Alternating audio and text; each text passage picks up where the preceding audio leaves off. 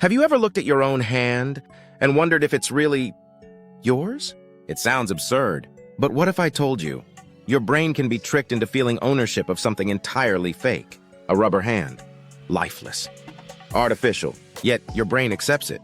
This is the rubber hand illusion, a strange psychological experiment that reveals just how fragile your sense of self really is.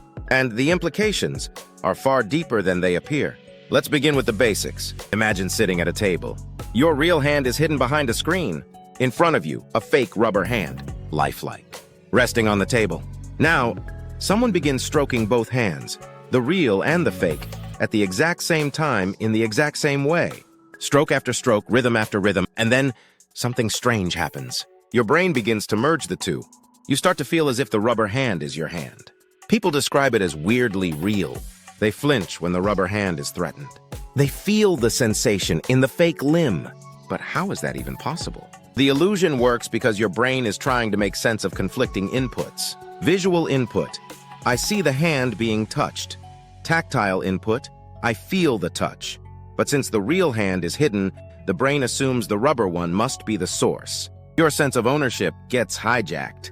This is not imagination. It's measurable. MRI scans show that areas in the brain responsible for body awareness, like the premotor cortex and posterior parietal cortex, light up during the illusion. It's not just a trick. It's a shift in your brain's internal map of your body. But let's pause. Why does this matter? It's just a lab trick, right? Wrong. This illusion challenges something deeper. What makes you feel like you are in your body? If a fake hand can become yours, what else can be faked? Where does your self begin and end? Psychologists and neuroscientists have explored this question for decades. And the deeper they go, the more unsettling it becomes. Your sense of body ownership, that feeling that this is me, is not fixed. It's assembled in real time from sensory inputs, expectations, and brain predictions. It's not hard-coded. It's flexible, adaptable, and yes, hackable. In fact, the rubber hand illusion has inspired new, even more bizarre experiments. In one version, the fake hand is replaced with nothing at all. Researchers stroke empty space, just air, while the person watches their hand being stroked through a mirror. And guess what? The illusion still works. Even without a visible hand, the brain creates a feeling of touch in empty space. In another variant, scientists use virtual reality. The person sees a virtual arm in a headset. And when both the real and virtual arms are touched simultaneously, the brain again adopts the fake limb. Digital. Imaginary. Still accepted as real. This opens doors to something much bigger. Can we expand our body beyond the body? In robotics, prosthetics are now being designed to feel real by exploiting this illusion. People missing limbs are given robotic arms, and through synchronized touch and feedback, the brain begins to adopt the machine as their own. It's not just science fiction. It's real. It's happening now, but the implications go even further.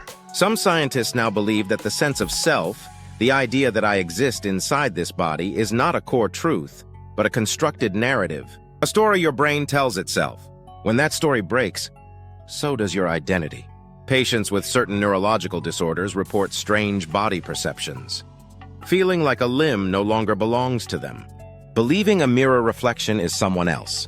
Even feeling outside their own body. These are not rare delusions. They're windows into the fragility of the self. And the rubber hand illusion is the simplest proof that you can be fooled. So what's the real lesson here? Is your body an illusion? No doubt. But your perception of your body is far more malleable than you think. You are a system, and that system constantly builds a model of where you are, what you are, and how you feel. That model is powerful, but also vulnerable. Let's go deeper. Your eyes tell your brain what you see.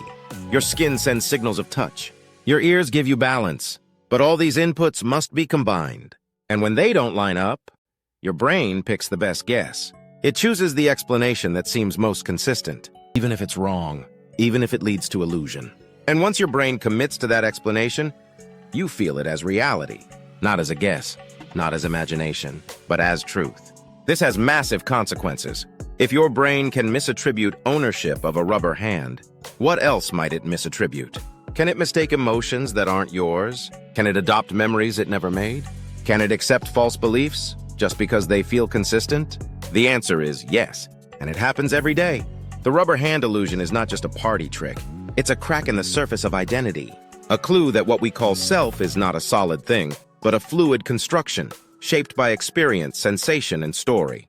It shows us that even the most basic belief, "this is my body," can be rewritten. And if that's true, then what else can change?